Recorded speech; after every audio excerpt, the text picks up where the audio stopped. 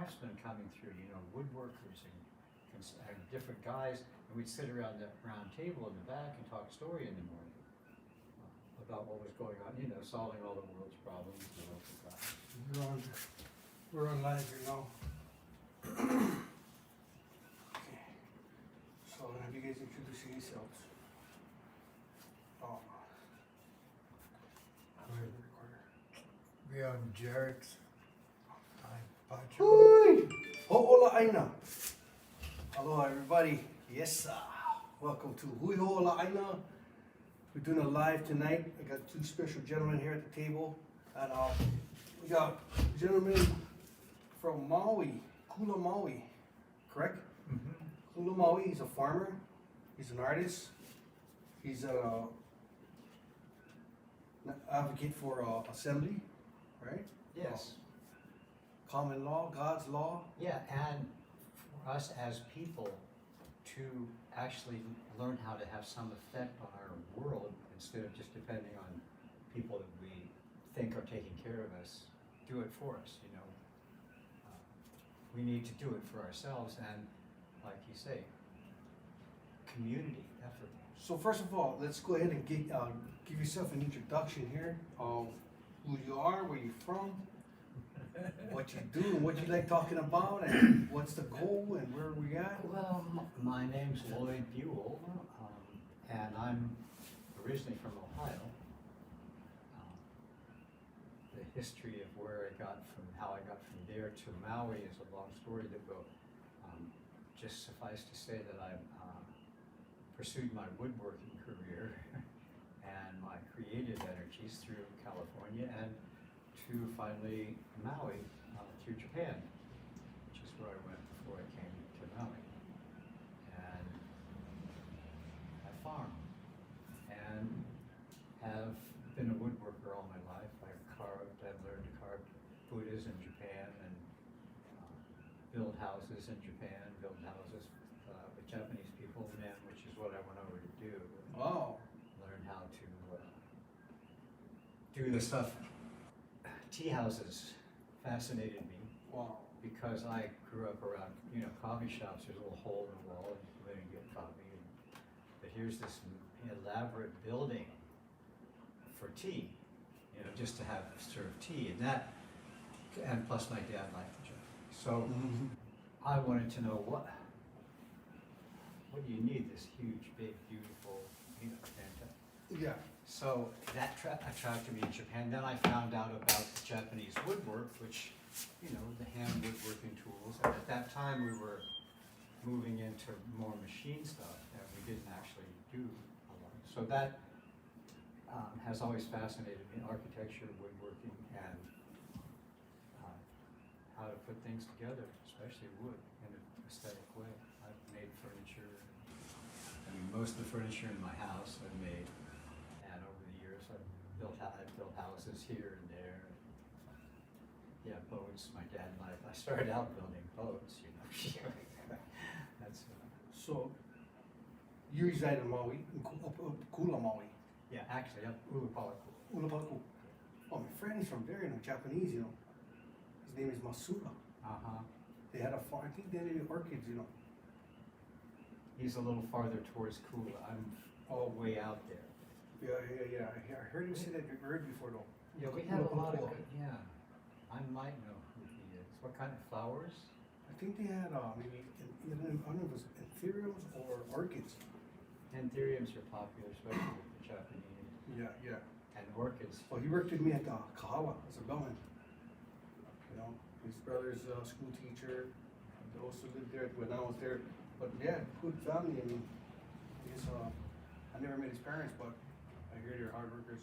Well, we have a lot of Chinese around that area too. We still do.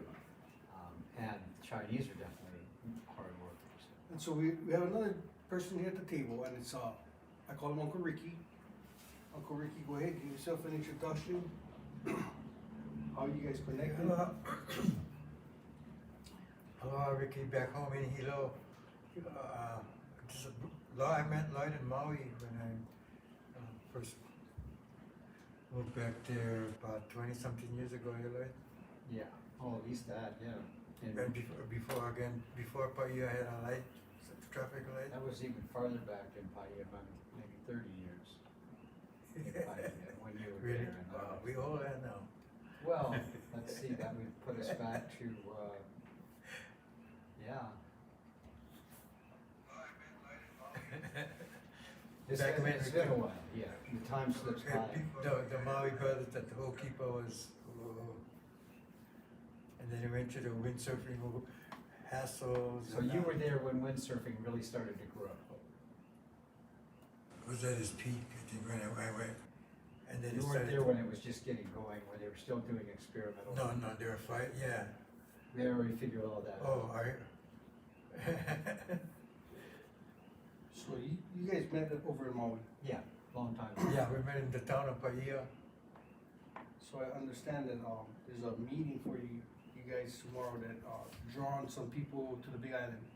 Well, me especially, it's a group of people who, are working on what we call the assembly. Yep. People, and it's we the people putting together,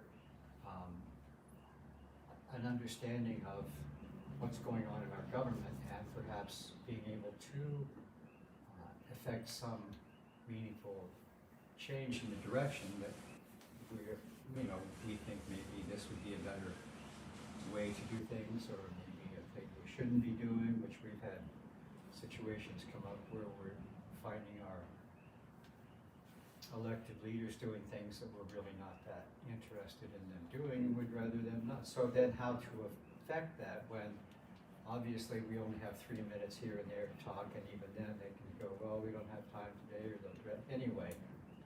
The assembly of people is a way for the people to affect their government outside of the voting to put them in or whatever, because after you vote them in, you're kind of stuck for however many years. So the assembly gives us an access point to actually call these people on the table over what they're doing and say, giving yourself a 64% raise for no reason doesn't sound like something we're happy about, and we want to ask you how you can justify it, I suppose, or whatever. The idea is to have a group of people who represent the area, the community, that have a point of view that they would like to impose on their representative, and that's what we're trying to do through understanding of the legal systems involved, which are like almost 3 legal systems. We have law, jurisdictions, and the we call maritime law, which we got, or we have what we call common law. But then we also have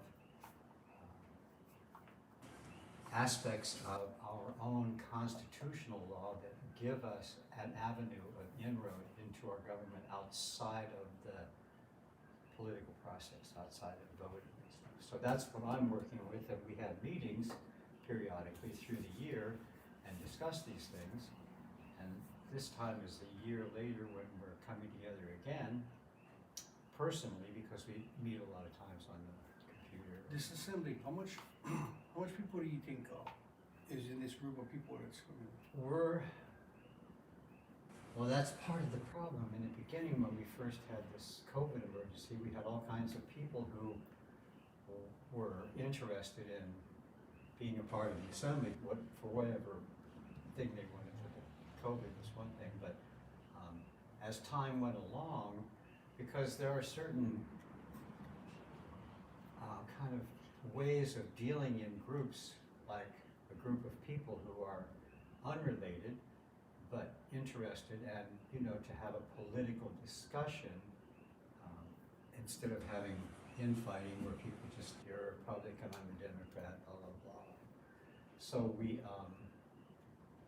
have to learn how to work together in the group, and so there are rules like, I want to say something. This is my name's this, and so this is how we can communicate without getting into and interrupting people. So this is what we're learning, and that's what we do when we come together: is practice these ways of interacting to accomplish a common goal. So basically, the two things I carry with me everywhere I go is, in order for anything to work, for me, it's like being a union representative and an advocate for my coworkers to be able to be at work at peace of mind. You know, like I really fought for people's jobs, but at the same time, they gotta understand that if you did something wrong, the best thing you can do is let me know everything, and don't let me find out anything when we're in the meeting at the first step. Right? And then they got stuff on you, and I never know. Right, so you wanna have it clear before you get there. Yeah, so Tell my me whole- yeah. my whole thing of whatever I do, or whatever I would try to do, or there's these two components that gotta stay with each other. To try to do one without the other, you will definitely fail. I don't care what anybody say.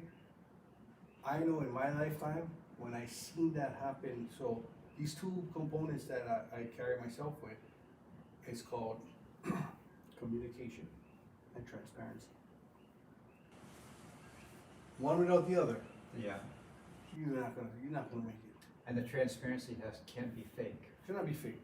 You have You to know. be sincere in that area. Sure. I mean, I know most people I know, they hate wasting time. You know, I'm one guy. I'm a fussy guy. Hey, you waste my time. I'm gonna tell you, you waste my Uh-huh. time. Yeah, You know, like no, because time's precious. sure, I'm not gonna get it back. You know what I mean? Like, hey, I take time away from my family that I'm not gonna ever get back. All I'm Right. gonna gain from it is regrets. Right. You know what I'm saying? Like, regrets? Well, it means I wasted my time when I could have been spending their time with me. Hey, tomorrow's never promised. Right. I mean, not even tomorrow morning or, you know, But each day as if it were your last, because someday you'll be right. oh yeah, you know, it's just, don't be afraid to leave though, but you know, like, know that while you're here, man, we gotta make the best of it. And for me, number one, making the best of it is family. Right? And so, they're always my number one. Because I know that they love me, I know that they listen to me, I know that the way I live my life, they see it. As an example for them. They see Yeah, how much hurdles this guy got to leap or go under or go around, you know, like, yeah, you know, and the battle is real, the struggle is real, right? And to waste my time, it makes me even sadder that I wasted my time on people and I lost time with the best people, right? So these guys that the is most important people in your right, life. with the best that your life ever had, right? Now, these other guys that we're dealing with, these public officials, they should feel damn lucky that we're spending our time away from our families to be there with them. To take time bring our, So 2 minutes, take it 2 minutes and shove them up your ass. yeah, You know, because you know what? When you have people coming to the table, these are the people that is paying attention, right? So, we take time out of our day to understand what and where did that crazy talk come from that you're thinking about when you think you need a raise. If Yeah. anybody knows if you need a raise, it's us. We know. we We're would like to living it. we would like to give ourselves a raise too. Just, Sure. you know, double our- Especially something over 10%. Exactly. You know what I mean? Like, what have they done for anybody? Nothing. I don't know if nobody ever told them this, and they see this. What, and then the question becomes, what is it they are doing? What are they doing with their time? Well, then you get, well, we just introduced, 1,000 bills this year, and we got this million for this, and, money for that. So And- at the end of that session, you screwed us about 20 more times, and you think you did a great job? Yeah. Who's your boss? You know, like, come on, man. Who's fucking governor? He's a clown. Yeah, well, but there we are in like groups of people who don't seem to be so motivated to take care of their responsibilities of the people, you know, making life better for the people, but they have time to award themselves. You know, I kind of the type of person where if I feel or I know something about a politician, I have a different way of approaching it. You know, every time it's not gonna be the same because I need them for work for that respect. You know, I show up every time. I know exactly what you guys are doing. You know that I know you're not protecting nothing. You should be. You know, like my arguments are valid when I sit in that council chambers. Yeah, and express yourself. You're Right. And at the same time, it's like, you wanna give me 2 minutes, really? Okay, I got you. I go back to the agenda, and I pick, huh, 5 more agenda items to speak up on. Right, and I go, okay, so I got 6. That's 12 minutes. What do you know? 12 minutes, here's what I do. I go on the agenda paper and I go support, oppose, support, and then I look, I read that agenda item and I go, I see a few words on that, write them down. Okay, now that'll take me 40 seconds to go down all 6 that I chose to speak on. right. Item number da-da-da-da, oppose. Item number da-da-da, support. Item number da-da-da, oppose. This one here, I have to really look at it and go, hey, you know, hey, a council for you, great idea. Now? No, not now. So I'm opposing it because the fact that you guys are all corrupted and I don't want you guys teaching these kids to be politicians.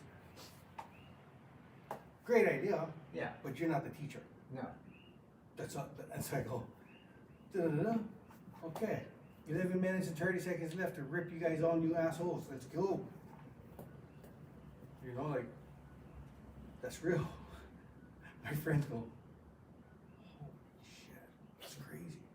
So, but I gotta do these things because of the fact that you guys are not here with me, right? I gotta try to speak on all these different issues because nobody else is here. Right, and how many issues have they brought up that we're supposed to be able to look at and think about? Well, you know, things that they wanna do, resolutions and amendments and all these things, right?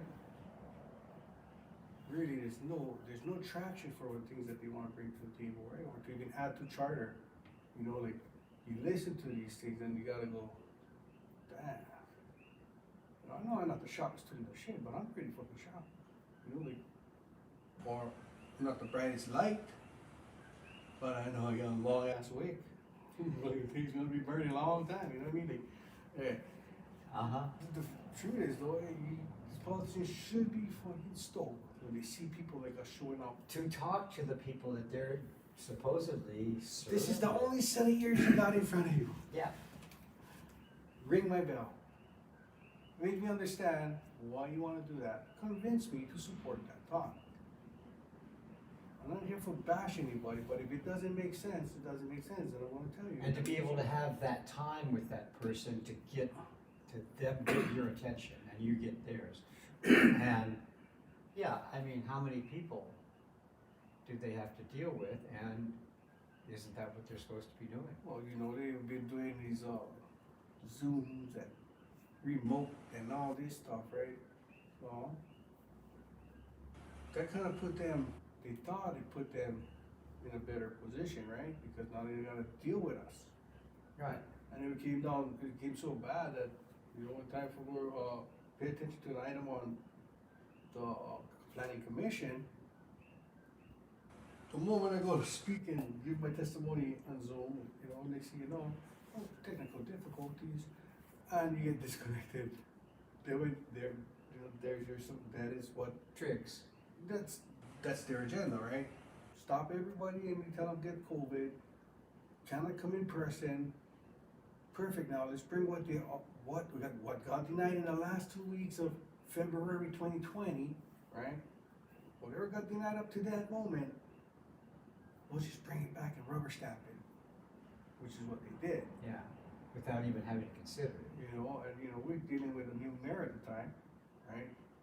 He came from being a prosecuting attorney. And man, I told people, why would anybody want to put a prosecuting attorney as a mayor? Right? This guy, he did exactly what I was telling people he would do. Not be seen for a whole year. Don't go in public, don't go to meeting, town hall meetings, nope. Nope. He sits in the office, look for every loophole in those charter laws to exclude our voices, or exclude our presence, and mute our voices. Right? So, after that year, couple months, he started coming out and Coming back again. coming out because he's new mayor. He's a new mayor, and that's in these meetings, like, hey, playing that good old boy, huh? I have a friend who talks to his secretary. And you can get through to their Oh my. assistants. And, yes, but you're still not talking to them and getting Yeah, their Yeah, attention, they're just killing time, running cover. Yeah, they're kind of just they're blocking for a quarterback sneak, Yeah, right. Yeah, it's a center. Exactly, and so It's how still do part of you, that kangaroo court that's everywhere here in Hawaii. and how do you get Everything through is run like to a actually kangaroo talk to court. the mayor or the governor when they I are? gotta say though, the mayor, he's been pretty reachable. I mean, if you want to talk to the mayor, these email, you gotta give him all you can. Yeah, You go email, you go mail him a letter, everything. 'Cause you have to approach them from a number of angles. all angles, because he's a lawyer. Yeah. He's gonna want that, and if you do it, then he's gotta do it, you know what I'm saying? Like, And he's an American lawyer.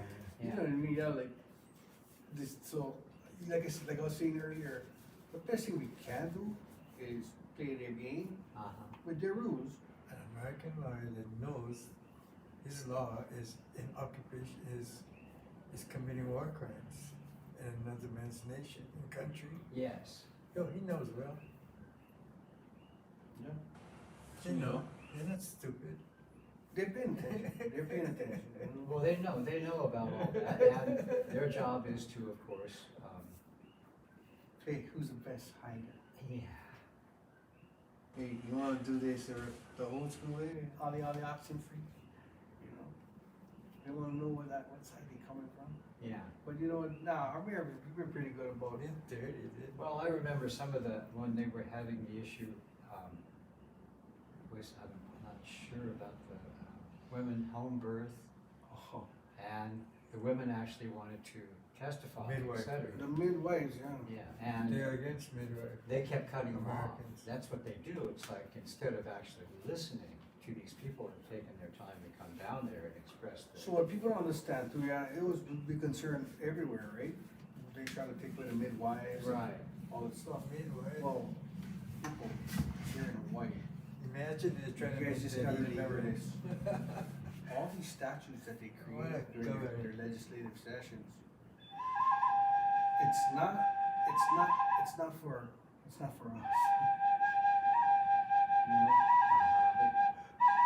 It's just. Yeah, That's what yeah, well, when they come up with those laws, right, the midwives and they say you're not gonna be able to do home birth.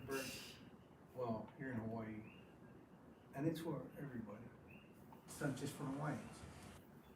It's called our religion, it's called our practices, our beliefs, and so, yeah, chapter 12, article 7 protects us all the way. Whether they say cannot have home pregnancies or anything like that, this is our practices. yeah, You guys already made a law to protect it. yeah. And here you are trying to Here keep us you from are, doing it. you trying to do two laws that is contradicting each other, right? Take a real good, understand that. It's you guys confusing yourselves. First of all, you got to confuse yourself thinking that you're not in fucking Hawaii or the Hawaiian Kingdom. But yet you show up every day, putting that hand on the Bible, looking up and saying, I'm gonna protect the United States Constitution, well, wake up, donkeys. You guys are in the kingdom. Yeah, and they're contradicting their oath, basically. You know, they're breaking every oath they can. Yeah, It's like, and they don't seem to care. oh, you Or, don't care at all. or even let you even call them on it. Well, Every road they wrote. That's just what don't- they broke. they just don't do that. No, And they they break care that it. because they don't have to. Matter of fact, I think they challenge each other on who can break the most constitutions. Could be. Yeah, and the longer they do it, and the more they get away with it, then the more acceptable it is to Well, them. The way they hold their meetings and the times they hold their meetings, right? They don't find or see any feedback because they choose to do it when everybody's trying to survive. Yeah, You know, and that in itself is wrong, because they're all part-time workers, trying to get paid full-time wages. Come on. It's a different class of My question, slaves I don't- nowadays. You know, before, it's just It's go not- straight you at don't them, beat 'em and I up. just, rip them every If chance you you don't get, make right? $15 an But hour. man, I started to kind of back off of that, doing those things, because I would love for them to come to this table and talk to these microphones and share their minds with us and try to encourage us to understand the angle that they're coming at and make us understand why we should support that. interaction. Yeah, just come out and be real. Don't come and bring somebody else's doings, right? Like somebody else made this charter, Yeah, and then you come try to speak on that. No. We want to speak on the ones that you deal with. Help us understand this. Because it seems like every year it gets worse. well, and all you're suggesting, it seems, is for some interaction as opposed to a closed-off arena. Yeah. You can't even, Be so recognized. yeah, you can't even express yourself in it. It's like you're cut off from it. We'll just include the people, Because if I'm correct, you see, 1959, when statehood was forced upon Hawaii, they came out with this Admissions Act. Okay? Now, this Admissions Act is to admit the state of Hawaii, which is a federal entity, right? Created by Congress. Yes. Illegally, right? They had to put up this Admissions Act, and it's a binding contract, right? That is entering the state of Hawaii into the Union of America. Okay, and the crazy part is, we're not even connected to the continent. How can we even be talking about America out here? Right? Now, I can show you a bunch of receipts that I have that says everything that I'm talking about is true. Now, Kamehameha III, the most brilliant man that I ever read about, and I don't read much. I read when I have to read. A lot of things I talk about, I don't watch the news, so I don't get anything from the news. I wouldn't want anything. That's from the probably news. good, yeah. But at the same time, is a lot of things that we do talk about, right, Uncle? It's a download. And these topics that I talk about is crazy, because it's not happening right now, but in 2 days, something's gonna show up. And it's wild. People just will dictate, oh man, you got a gift. I was like, what the hell kind of gift is that? I know gifts to be, when you get a gift, you're happy, hey, yeah, I feel good, You telling me these things that I can do and pay attention to, that's a gift? It's like a damn curse, it's not a gift. It's like you lose sleep. Literally lose sleep. You cannot, guys, they need wonder, man, I gotta start hurry up, getting these things taken care of and rising this government already, because you know what?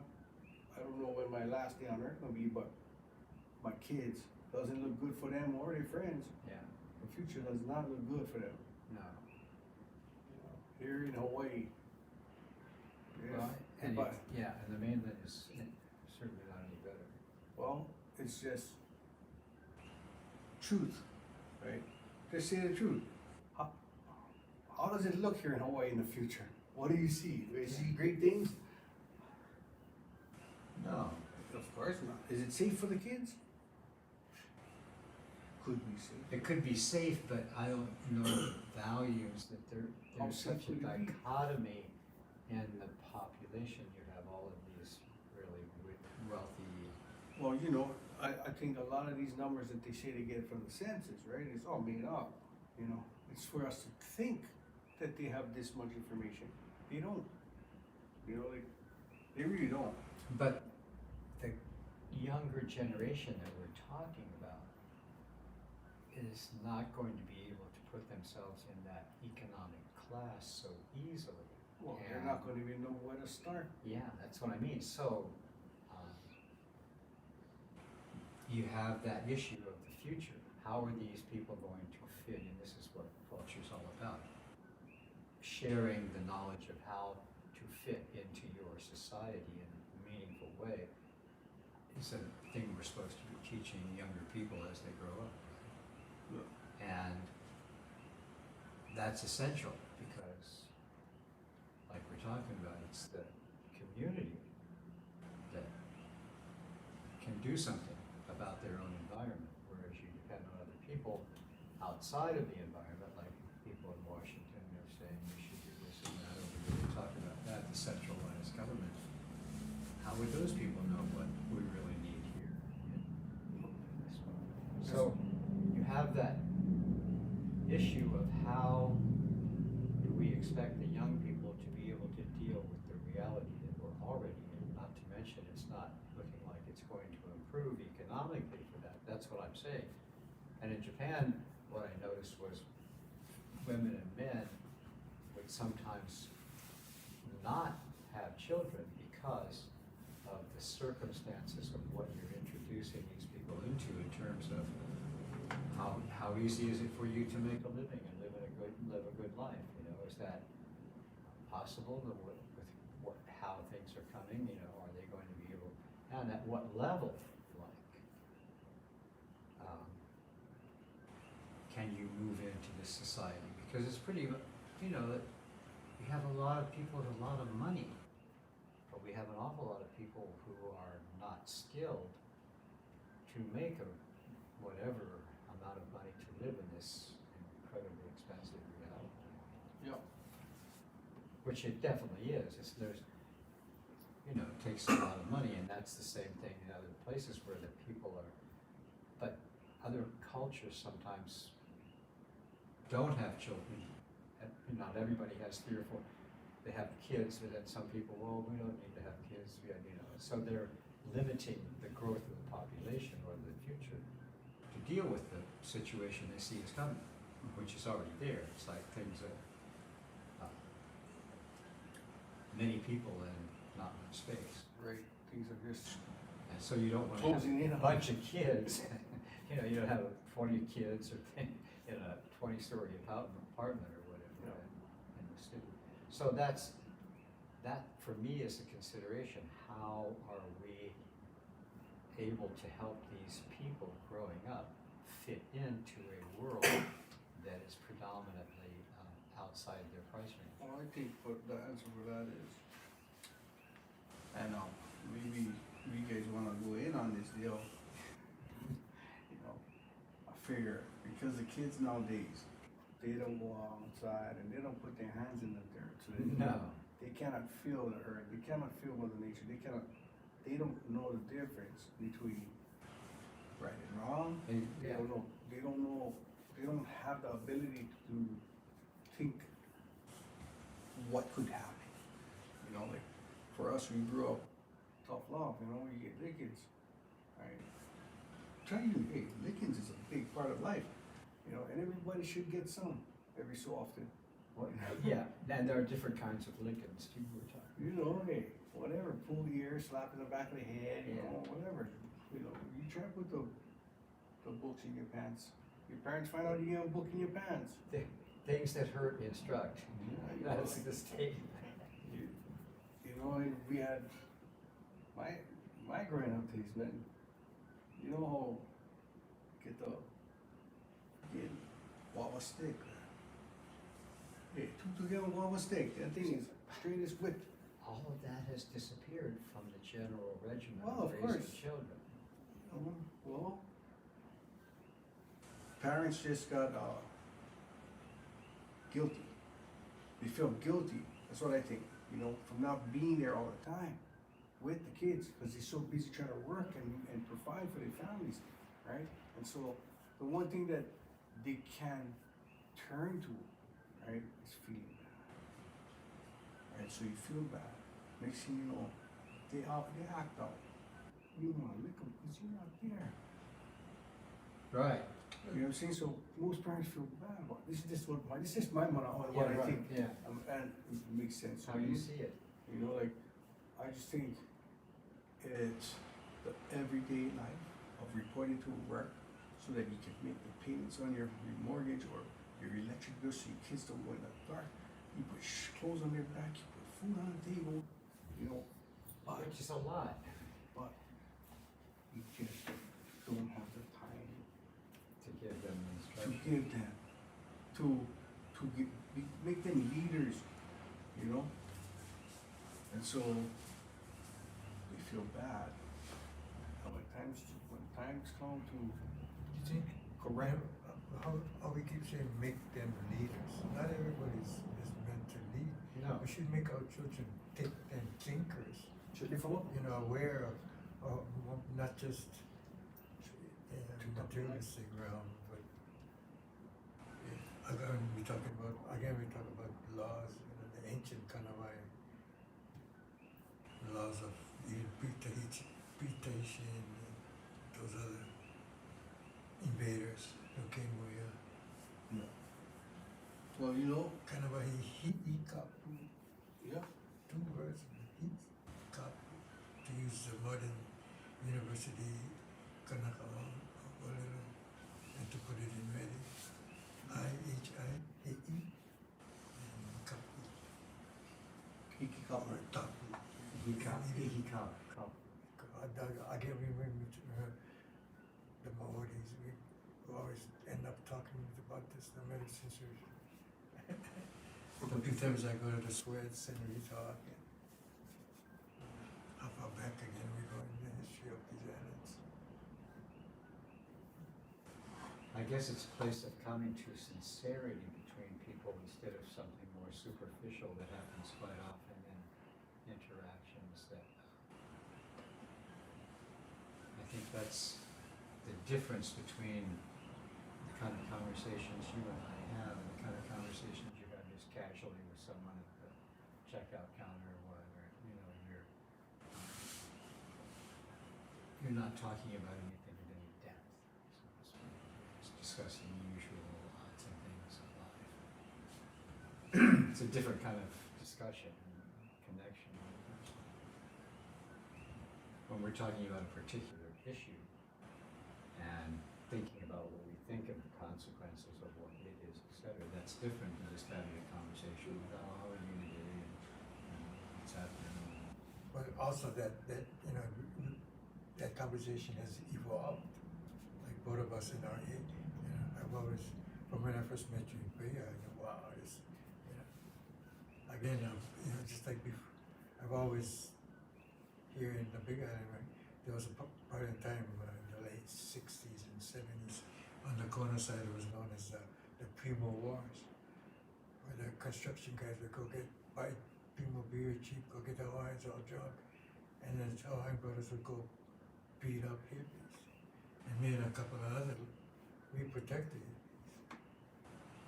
You know, we try to keep the peace. There's a whole picture that used to be down in Kona at a park.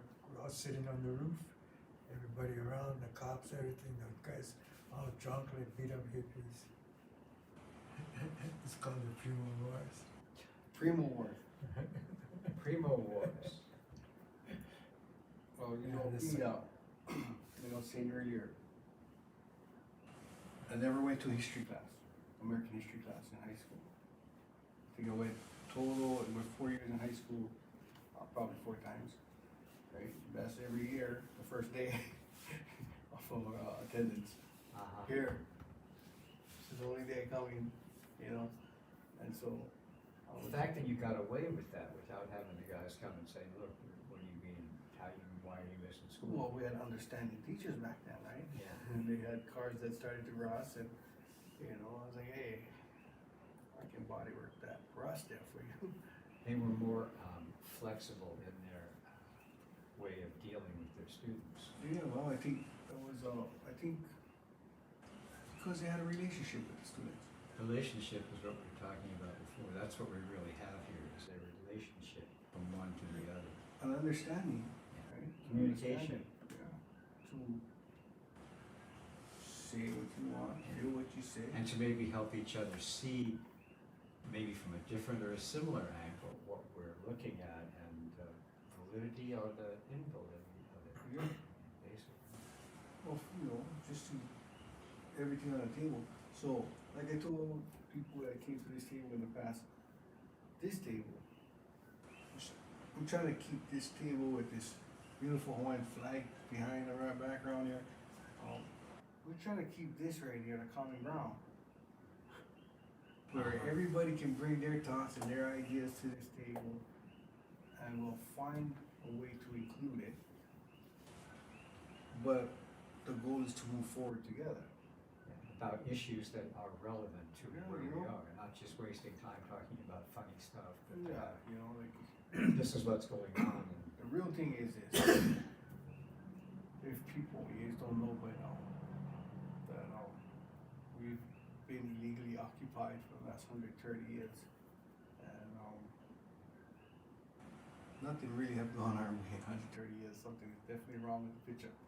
So, Everything is like a kangaroo court. yeah, This whole, this, you know, what's his, Zachariah, his name, Hawaii is under a strange form of occupation. We know it's more than just strange. oh, because there's a disconnection between the people behind, said like the curtain.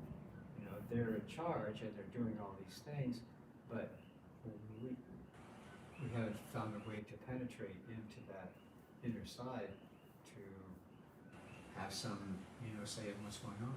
Basically, yeah.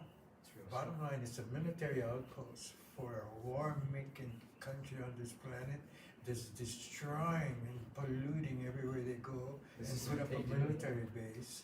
And outside the main gates of those military bases becomes bars and whorehouses, and lately more even so in the bad like drugs of the fentanyl and the speed and the some called Batu and all. It's more prevalent in this little See, little that's- town that many of us grew up in. Isn't that the other aspect of converting the society to a more easily controlled world where the people are subservient because they're addicted to a drug and they don't care. They just, as long as they can get high and get what they want, and everything's okay. So this is why, and this comes out in Huxley's book and others, it's like they don't have to conquer This people. this radio dispatch or this is exercising why I went to Vietnam. Freedom of all this freedoms I went to fight for you guys, Constitution. Exactly, so, but, and And not and that's what I'm saying, where are those freedoms? And we have lots of other people who have gone and given their time and energy and their lives to protect our ability to have something to say about what we're doing. what do you mean by our ability? What about the ability of Ko Hawaii Pia? Well, yeah, our, Or as Kamehameha people, the Third. whoever the people are that are under this control of this, If you believe in the rule of law and God's law, then Kamehameha the Third is a genius. we believe in the law, but it He's seems he's we're the only Yeah, ones you- that believe in it But at we have this to start point. exercising. Everybody else has decided that doesn't matter. So tomorrow, that meeting of people that's gonna exercise their common law from 13 colonies have to realize they're in Kauai. We have, This we is a are kingdom. definitely, yes. That you still are American immigrants. We have to or be aware Japanese of our or- jurisdiction or our effect, but we live here, and that we've talked about this a lot. Yes, this is an occupied territory. And yes, Territory, the nation, we it's have a come country. here as an aspect of that occupation. We're, what would you say, we're not Hawaiians that were already here, we're part of the occupying force that has come in. And we're aware of that. We're not trying to impose this on the Hawaiian kingdom because that still is an issue that's not resolved too. I mean, and I don't wanna try to I think that's up to the Hawaiian people, Kanaka, to figure out what. So, But we have these other people, the invading group, who has come here and. Okay, so in that meeting, in the past year and a half now, almost 2 years ago, Uh-huh. I met Hawaiians in that church that are saboteurs to the whole, to Kamehameha III. We've been told that and we've learned about that because that's true. We have people who are actually taking up their time to sabotage the ability of these people who have chosen to maybe express themselves in a meaningful legal way to the leaders who have been elected or whatever. It's a complicated situation, and Very to complicated. have those kinds of people, this reminds me of what but was. I think, where I see, Very this, complicated, you know, because the it's true law is not being recognized. No. well, it's not complicated at all. It's very simple. Well, yeah, it's not, our laws won't complicated. Yeah, I mean, our We laws, think laws- here's a good thing about our laws. You know, I believe first and foremost that wherever you go in this world, wherever state or whatever county you're in, that place comes with laws of the land, right?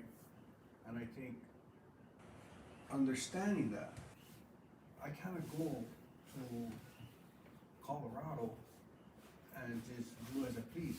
Make an emu, you know, do some Kaloa pig and stuff like that, Right. right?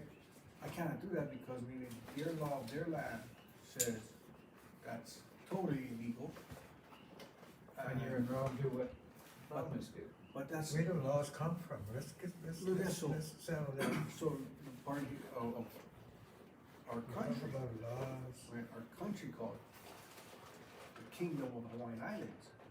That's our country, recognized by,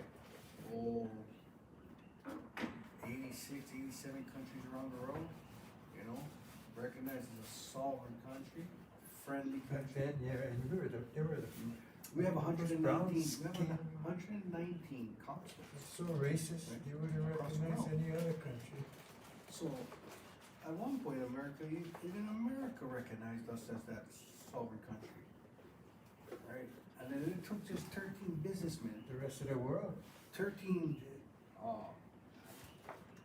so-called world, they Foreigner. call themselves a civilized world. Right, in a foreign country. yes, in an occupied territory. No, it wasn't occupied yet. They came here, they knew there was laws of the land. Oh, uh-huh. But- Our kings were nice enough to allow them to lease lands for their sugar plantations, which under agreement, whether it was word, They have Or in writing. letters where they call the monkey people or what they call, they The were writing understanding letters was, between each you other. can have this These plantation 99 owners, years before January 50. You can have this 99-year lease. 1893. You can have 99 years of your business on our lands with the understanding at the end of that 99 years, everything comes back to us. Right? Trusting as you were. Good faith. We've always been in good faith, Yeah. right? The thing is trying to get America to see that not once they try to act upon good faith, No, not once they try to correct the bad faith, no. you know, and so for me it's like, I'm a younger generation, and I tell you right now, when the older generation sit at the table with me, man, they have a good time, because the fact that my understanding is very much, I can do a storytelling with it, that Yeah. make people understand an even better picture of how it is, or how it was, and how the heck we got here. Yes, You know, which is the question. And I that, put. How do we get here? I can tell you how we got here. It starts like this. In 1940, America, right? It starts from, well, when you're here. So the illegal overthrow, yeah, it happened. What, you know, when you start talking to people about the illegal overthrow, then they go, right? Hey, look, you know, please take. Well, just gonna say something about the kingdom. Guarantee. When the kingdom comes out, disconnect. Why? Perfect. I like when they disconnect. Does not give you the opportunity to go, hey, listen. America didn't do it by themselves, No, okay? They had the help of some weak sauce Hawaiians that seen something in it for them, bigger for them, yeah, and their families down the road. right, And so these guys, you know, they were close to our monarch, right? In fact, they worked on the properties of the monarch. Okay, so 1893 happens. This foreigners, this 13 bullshitters, they all get the idea to call the military and say, hey, we're here in the secret spot, spot. We're here, and we wanna push our plan through. Yeah, we're being threatened, we're in danger. So here comes the Navy, right, pulling into Honolulu Harbor. And for 24 hours, nobody comes off of that ship, nobody says anything to the harbor masters. They just park there. 24 hours later, that ramp comes out onto the dock. People come marching off of that ship with guns and ammunition. They said, we're here to protect our people and their land. No. Everybody there was confused because of the fact that there's 13 foreigners here that leases land, but they don't own it. So we don't know what you're talking about. Oh, if you're gonna stand in our way, we're gonna gun you down. yeah, So they marched their asses right down to the Queen's Palace. And the weak sauce Hawaiians opened the doors for them. All in plan. Right? Today, those families still hold good jobs in the state, uh-huh, you know? And so it's our people holding our people down, yeah, you know, bounding them, gagging them. You know, we're tired of that, and I know who you are, right? And so I love going to meetings and see them there because they leave. But the problem is this: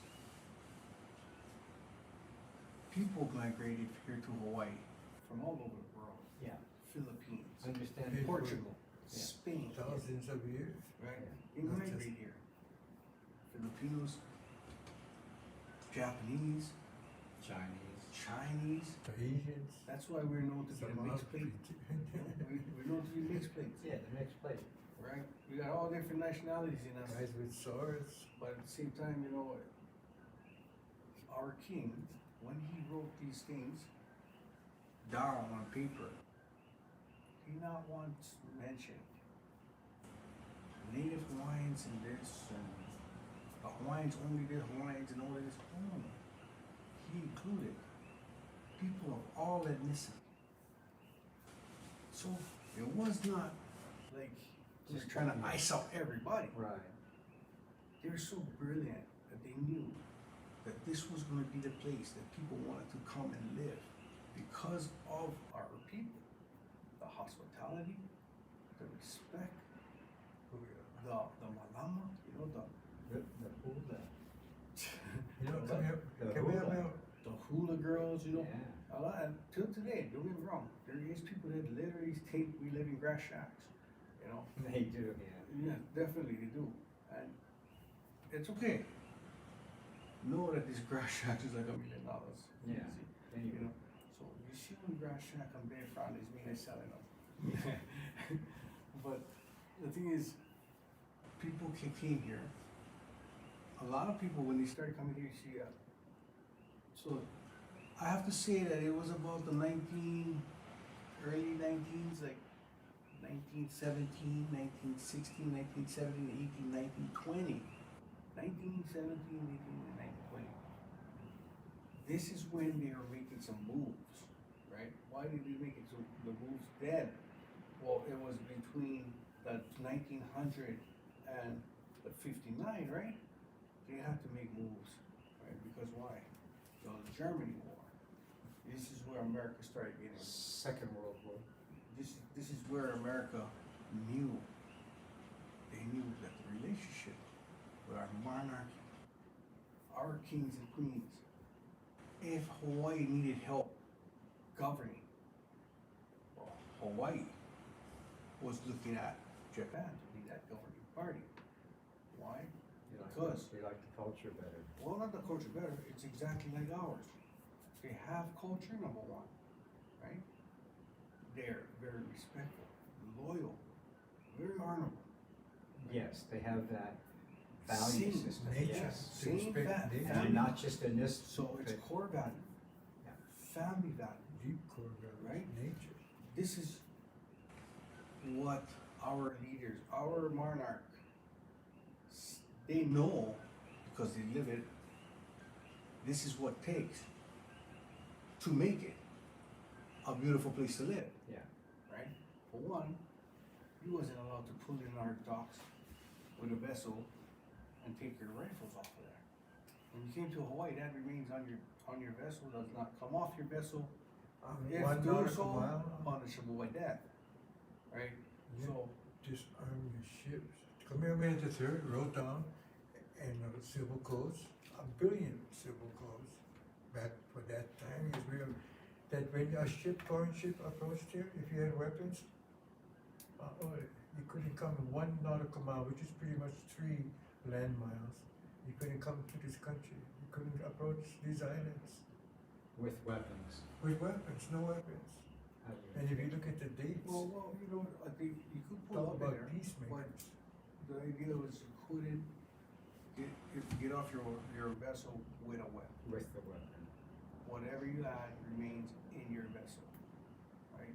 So, Disarmed, total taking apart everything. It's supposed to be, you cannot function with it. You cannot pick it up and use it. No, you have to not. you know, it's If about. you had 3 it's ships, about that one stay time, out you know, there with all the weapons. 1919, around those years, right? This is the years you see on our plantation, buildings that still stand today, right? You go in the rural community and you see the plantation mill where the garage and on there you see 1920. The 20s. Right, Okay, 20, 25, we had the roaring 20s. right, So so, build up. right, the roaring 20s was the illegally seasoned part. Yeah. The illegally seasoned, they claim that they're making, but more so, it was 1920. They decided to move on an act, illegal, because in 1920, Hawaii was the territory of Hawaii, right? And so, for Congress to create an act, well, they were acting out of line, that's for sure, because it was illegal. We had no ties to it. But they took this one Hawaiian man by the name of Jonah Kuhio, and they called him Prince Jonah Kuhio. The white people call him that, right? But Jonah Kuhio, he was of no bloodline to be a prince, but more so, he wasn't in a position to make decisions on behalf of Hawaiian Kingdom, Right. right? But America thought it was a good idea to say that, hey, Jonah Kuhio was the first Hawaiian congressman. Well, our kupuna back then, they never know better, right? Right, You you got- get hung and you There get was killed no, for there was no talking media about it. back then Right.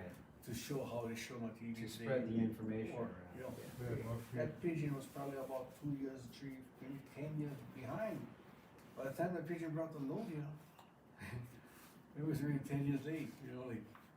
So this brought us through the 20s, that's what I'm saying, and Yeah, so with that whole thing, right, 1920, the act of 1920, it was introduced the Hawaiian Homes Commission Act of 1920.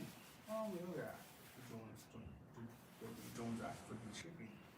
But any act, right, I know this, the jurisdiction of Right. law, only Congress can create an act. Right. Only Congress can amend an act, Yeah. and only Congress can get rid of it. Now,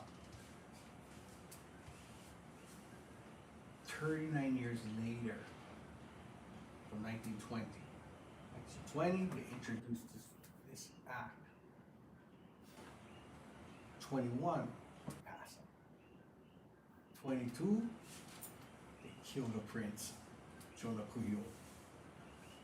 I see. After they got that together. Well, this Hawaiian homelands comes in 4 million acres, I see. right? They created an illegal act, first of all. Right. And someone else. And this act is called the Hawaiian Homes Commission Act of 1920.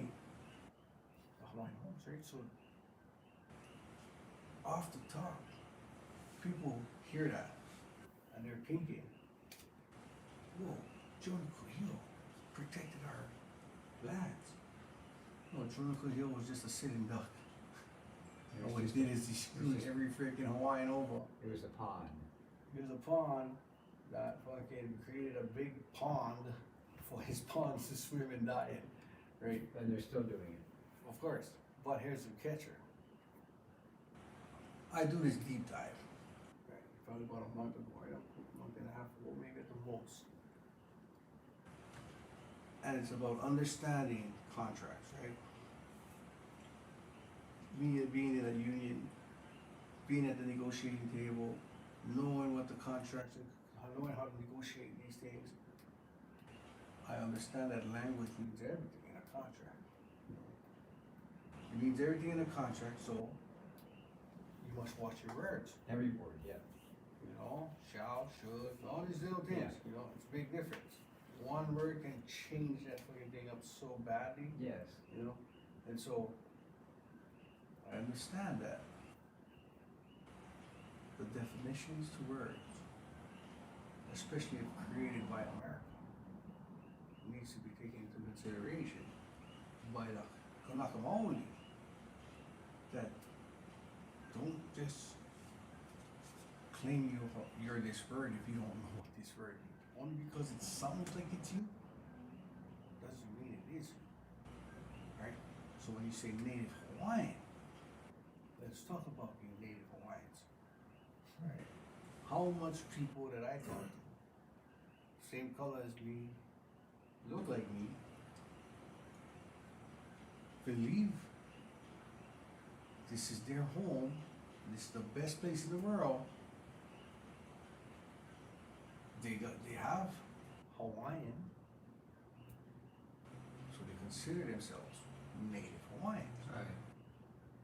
But the fact of the matter is, when you look at that definition, or you can even ask Siri, ask the phone, hey Siri, look at the definition for Native Hawaiian, and you take a look at that, and that made me go, Take a whoa, moment to look at that. whoa, hold on. Native Wait Hawaiian. a minute now. If that's what that word means, let's go look at all these other contracts that's talking about the Native Hawaiians. So that made me look at, yeah, Native Hawaiian, this, okay. Well, a Native Hawaiian can be anybody from any country wanting to move to America, right? For some crazy reason, they think Hawaii is America, right? But because they come to Hawaii, it's Hawaiian. So, the moment they decide to move to Hawaii, the same day, the first day they reach here, I'm gonna live here. This is gonna be my home. Today's my first day. Yeah. Well, from that moment on, they're recognized as Native American Hawaiians. dream in another man's nation. They're Another known man's as a Native country. Hawaiian. So Another roughly, people's country. it's. So wait a minute. Hawaiian homelands. Yeah. Read that. You go to the website, read. You'll now find that on the state's website. Or you find the state now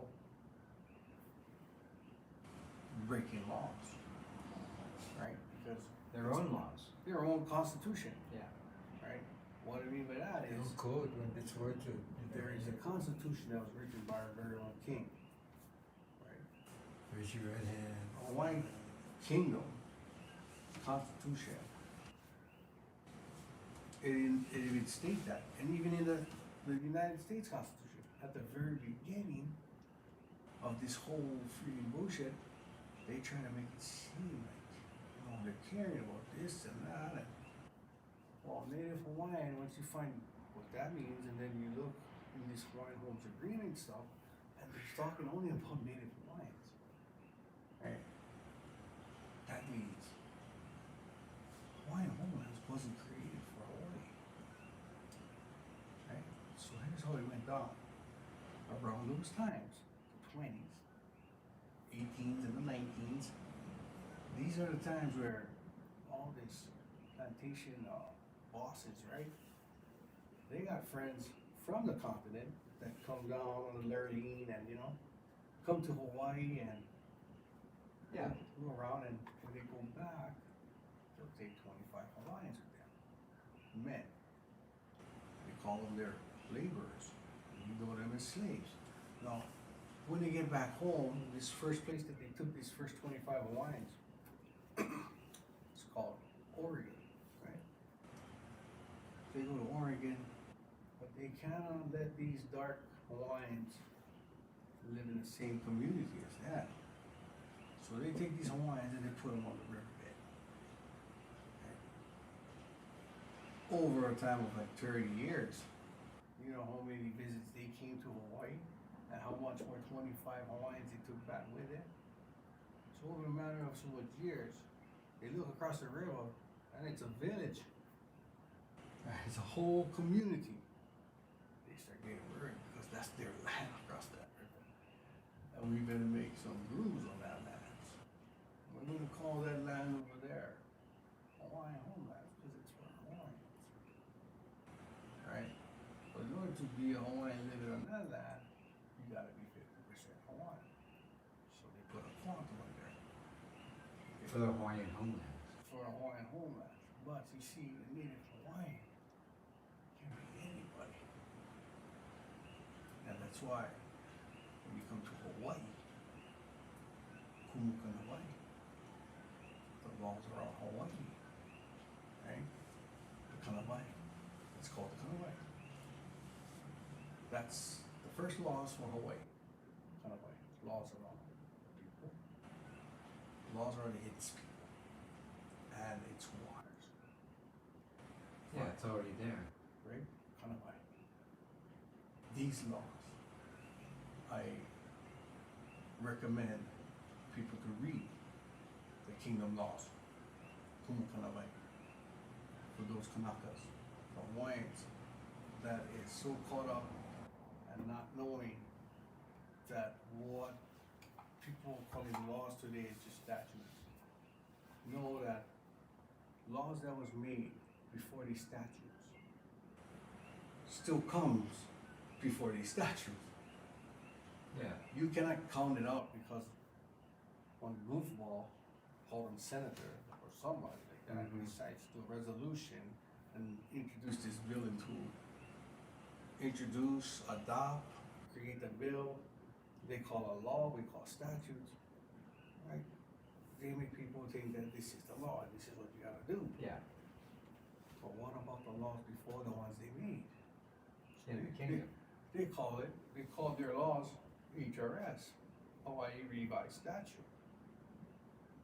Okay. I don't know why it gotta be revised. Was doing perfectly fine before you got here.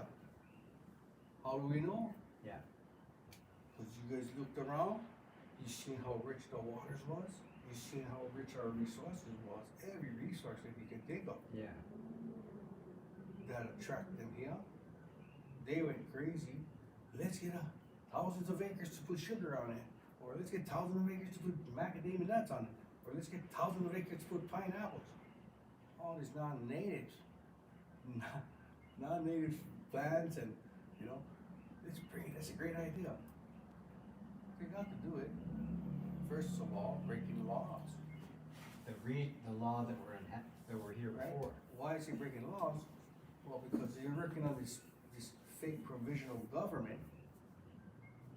And, you see, so 1920, they do that act.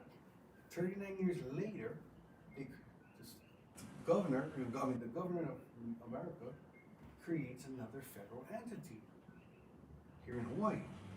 Another act, right? Called State of Hawaii. Right?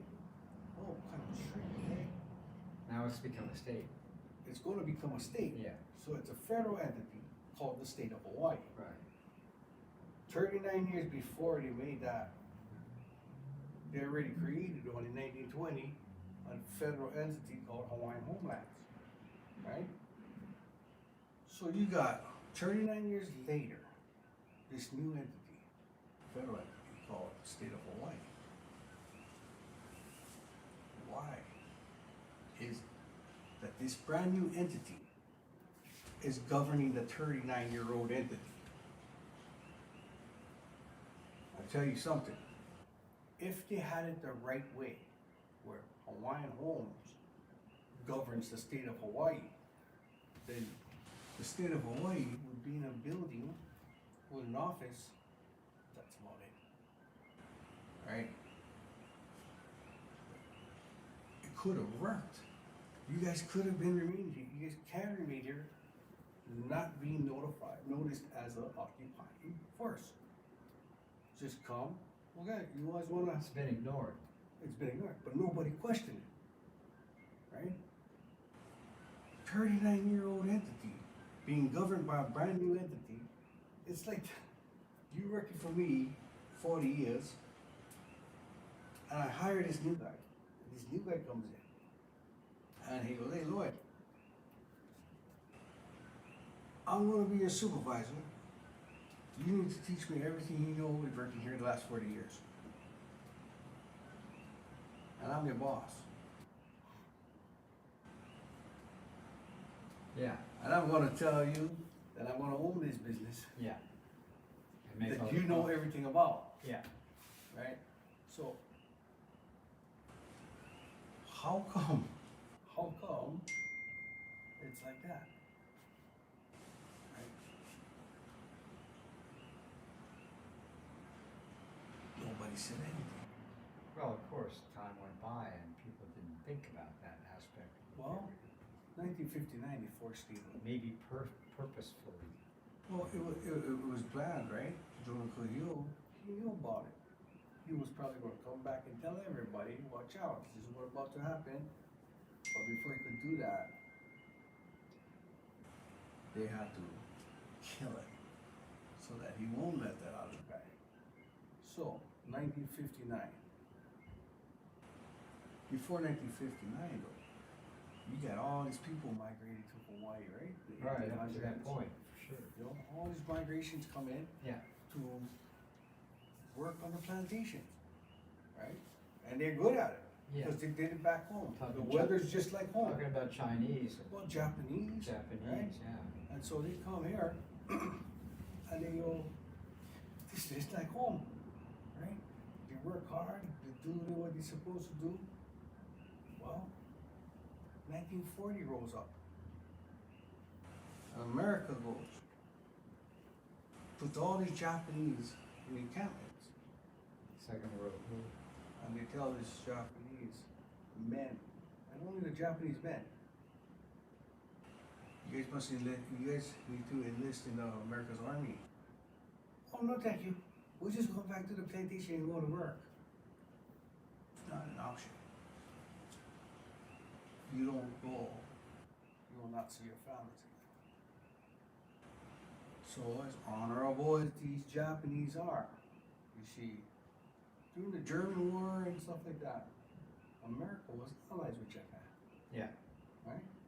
But all of a sudden, it was at the earlier stage where they could see that our monarch was lining ourselves up with Japan if Hawaii needed to help govern. for the cultural aspect. Well, for everything, Yeah, everything that they stand for is what we stand you for. guys wanted, yeah. You know, So America's seen that. They've seen the relationship between the prime minister and our royalty. They had to play the cards already. They started making their moves. 1940 comes on, boom. They take only the Japanese men. Tell them you gotta go fight for the army. What they do? Nope, you don't have an option. All of them, as honorable they all line up, go, sent out, right? Where? Georgia, go train. 7 months or so, come back to Hawaii. No sooner they come back home, Pearl Harbor, 1941.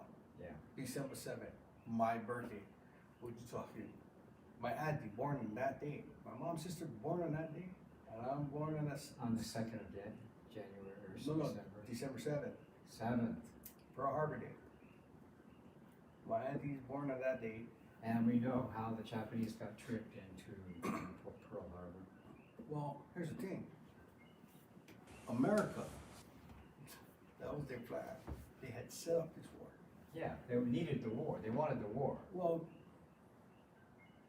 they brought their trainers, they brought those guys all brand new trained, right, come home, and what best way to take them out, to keep them from being that government to help Hawaii? Well, they get the Japanese to come on in and shoot their own people, right? That, they failed that. And they did that. Well, they didn't deal, not a lot of Japanese. No, but enough to make their point and start the war. They Well- did the same thing with the Liberty, Well, sinking the The Liberty. crazy part about that, right, was they were willing to kill their freaking own soldiers. Oh, yeah. You know, so all It's these only about the money. yeah, all these Doesn't Americans matter. in these ships in Pearl Harbor, Follow the money. sitting ducks, because they all looking out in the ocean. They were conned into doing that. Well, the It Japanese wasn't came like- from the back. Yeah, but they were conned into doing that. Of I course. have to go back and research where and how, but that, the Americans kind of perpetrated that to start the war and to get the Japanese. Of course, the idea was to eliminate the Japanese, right? Because they got those Japanese fighters, all the kamikazes and all these guys. They lost a lot of Japanese, right? But these guys that they took from Hawaii, right, to a train. These guys are known as the 442nd. Okay. Now, if you look around, and tomorrow morning will be a good time to go check it out. But Hilo, right? This 442nd still remains, Uh-huh, right? Cafe 100 down the road. uh-huh. That's not Cafe 100 because they get 100 local locals. That's 44nd 100 Infantry. Okay, you walk in there, you look at that placard on that wall. The man that owned that, he was a 442nd, and they fed all 100 infantry.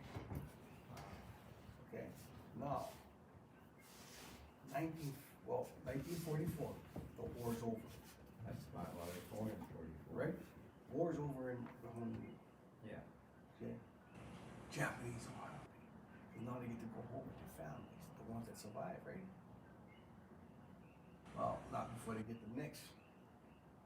You have to re-enlist. Oh, no, thank you. We're going back on the field and we're going to cut the cane and we'll cut the McNuts and we're going to do the Yeah, pineapples. right. Right? Did It's you not an walk option. around the Hilo airport? It's not an option. Right? Not an option. World War So II? you re-enlist. This time, for those of you that make it back, you will be included in our partnership. They had no idea what that meant. For those of you that don't make it back, or your family members will be included in our partnership. All right? Well, these guys get up and get start going. Vietnam, Korea, right? Shown on in that field, X marks the spot. Okay. Dropped off, get sprayed with Agent Orange, you know. America wasn't planning on picking them up. No, This is the last of the Japanese that they gotta get rid of, exactly. right? Well, what America never realized was these bunch of Japanese that they had just conned twice wasn't just any plain Japanese people that just moved to Hawaii. No, these are descendants to some of our warriors. It was in their blood to make it to X. And the moment they came pillaging upon these Vietnamese people in their villages, and go point their weapons at them, and go, hey, where's the Viet Congs? And in reaction, the villagers are looking at these soldiers and pointing at them that they're the Viet Cong, because they're looking at their reflection as they look like each other, right? And Well, because that area of the world was, Asian. yeah, But it's at that point in that time when these villagers are going, you're the Viet Cong. Those Japanese American soldiers realize that we're fighting a war with no meaning. Fuck this American. We're gonna fucking go to the next. And that they did, man. These little Japanese guys was true foxholes blowing guys at point blank, you know? Hey, the Howleys that was with them, touring with them, that got added with their group from America. They said, these little bastards is fucking mean, you know? These guys, they're not stopping it, they go through everything, you know? But it was in their blood, being that they're descended to some of their warriors. So they make it to X marks the spot. They get that comment. We're at X. What can I be? Oh yeah, we're on X. We're waiting to be picked up. At the same time, right? They're picking up bodies and burning the bodies of their own brotherhoods and enemies and whatnot. And that great old American guy by the name of Daniel K. Inouye, senator from Washington. yeah, Japanese. He had one arm, huh? A lot of people say when I asked him how did he lose his arm. Oh, he jumped on a grenade. So what the fuck? When he had one shrapnel in that fucking grenade.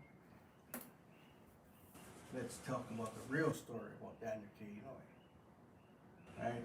Is when everybody's seeking bodies and piling them up in the holes and burning them. But Daniel K. Inouye had found himself left with this pile of bodies, you know? And decided that he had a great opportunity to take all these wedding bands and all this jewelry off these soldiers. Just to be caught by one of his own brotherhoods. Oh, Daniel's son. Dishonorable. You know what you must do. Well, normally, samurais, they take the Bushido and they put that sucker right in their rib cage. Take it, twist it, die, right? Seppuku. And so Daniel K. Inouye, he was just not that honorable. He couldn't do that. Yeah, so he was a coward, right? So he did this. Well, you know,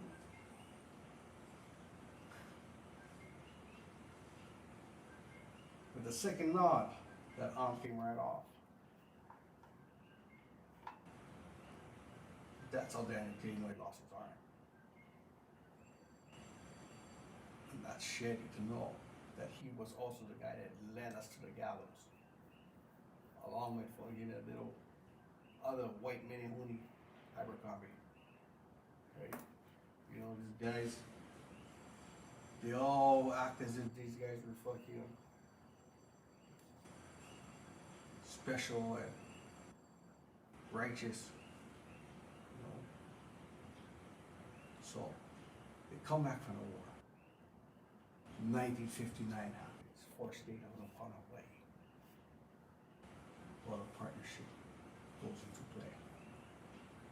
What is that partnership? They took the 442nd. Took the 442nd and placed them all into the Senate and this legislative for the state of Hawaii. Alright, so they never make any legislation till 1968.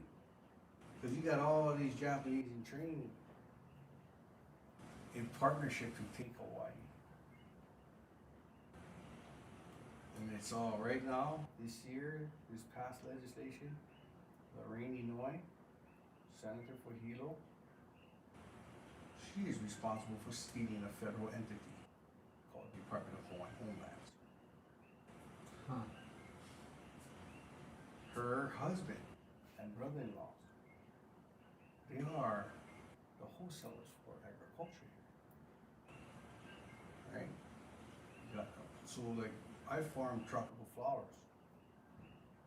They were the ones picking up our flowers and selling our flowers at a very high price, and they wanna pay us farmers pennies on a dollar, Sounds typical. right? So I'm watching legislation, this year's one of the worst. And I'm watching you introduce these bills and adopt them into, introduce it, adopt it, pass it in 2 days. 3 readings in less than 2 days and making it happen. Testimonies, 3,000 testimonies, some 350 testimonies, all ignored. Right, in opposition to these bills. Yes, well, that's what happens, and that's what we're saying is that how do we address this entity or this group of people if they won't allow us our legal time and representation? Well, so that's the thing. It's not up to them to tell us how much time to give them the freaking form, right? But they do, how do they do that? That's where we let them. Yeah, people, how we let them? People don't show up. You know what I mean? And they're not gonna let the 2 or the 5 people that showed up make the call that day. You know what I'm saying? So they're gonna put that on a back burner, but they're gonna go and move forward with what they're doing. Yeah, But people just need to be aware of their surroundings, but more so of the jurisdiction where they live.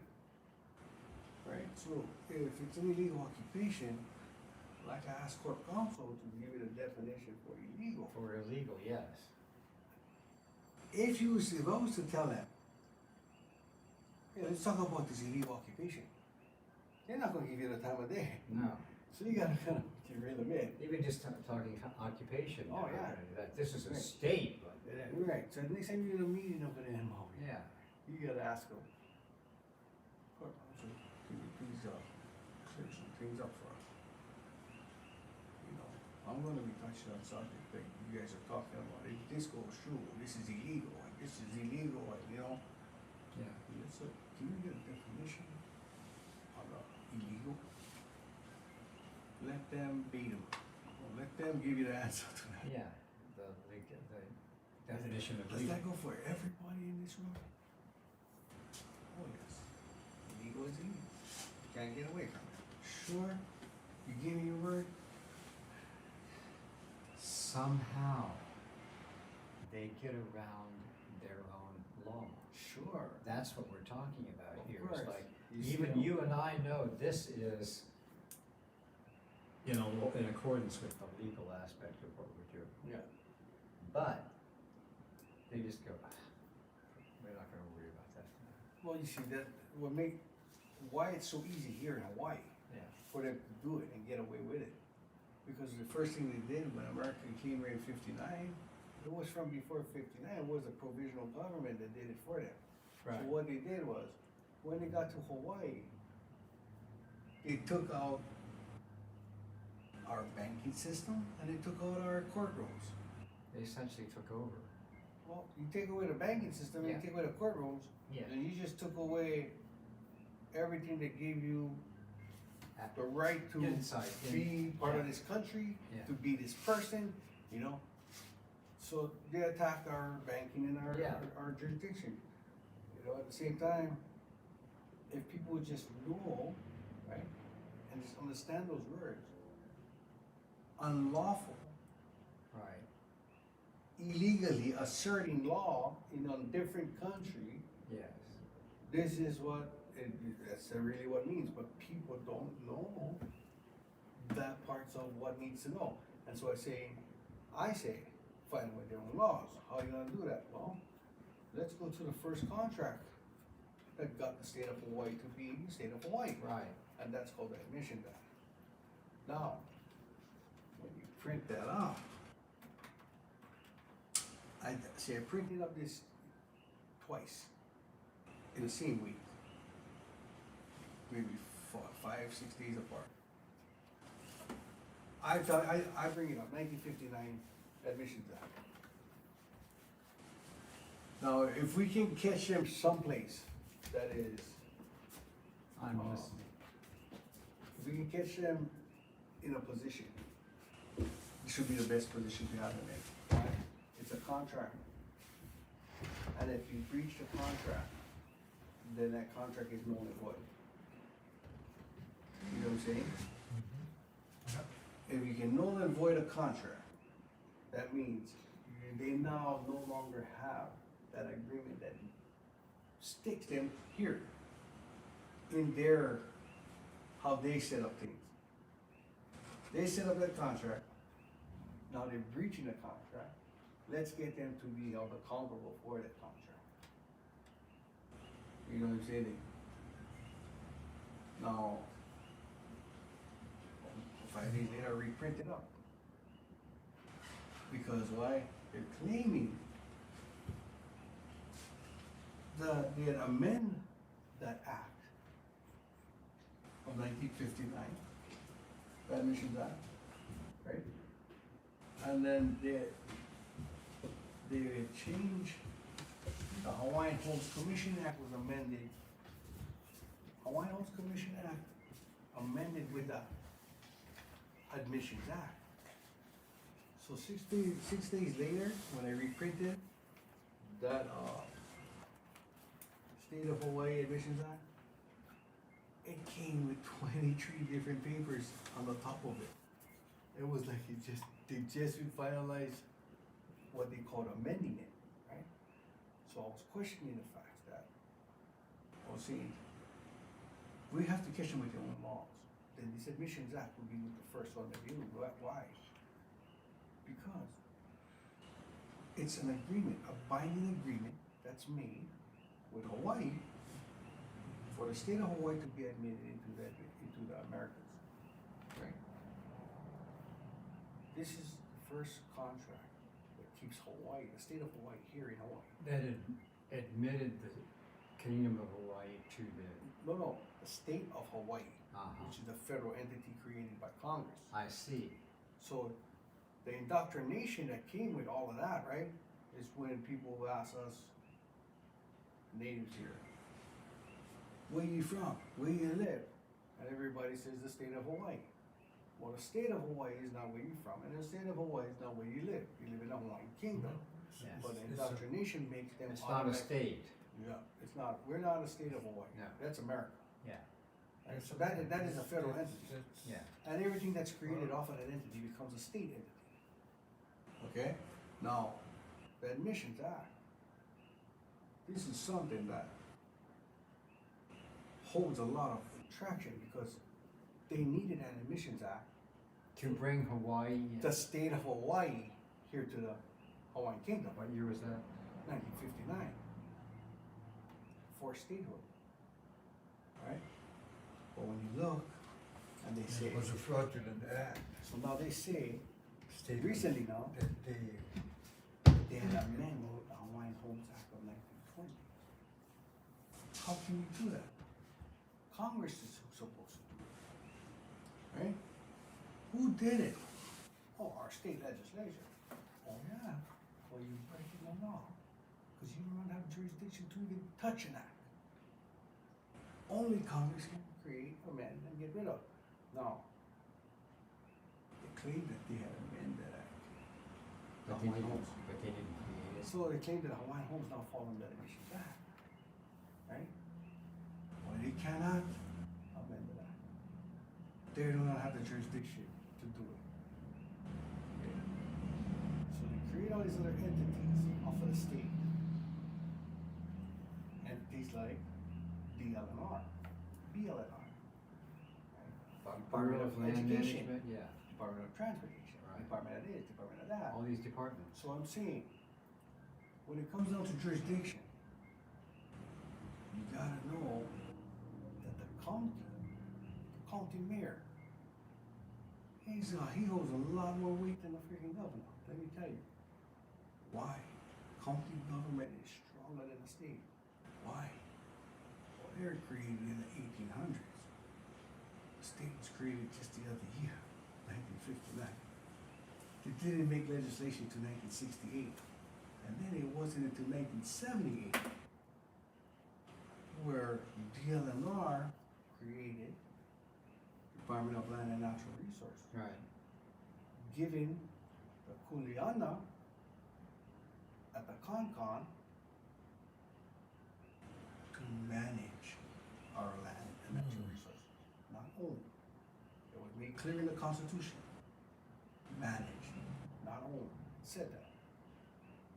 At the same time, 64 years, that's a lot of time.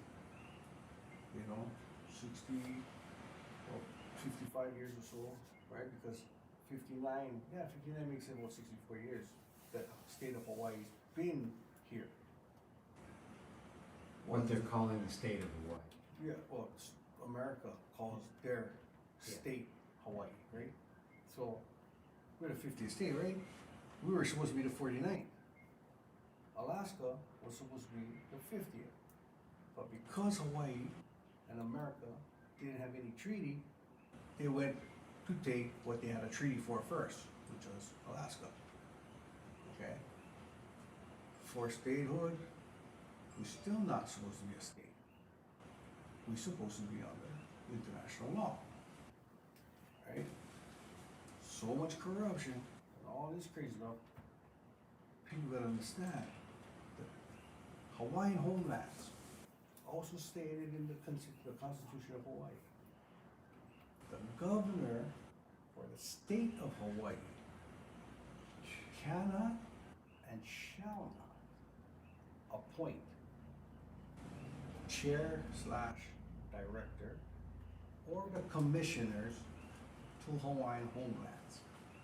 The last That's stipulated in the contract. in the Constitution, right? Well, what do you know?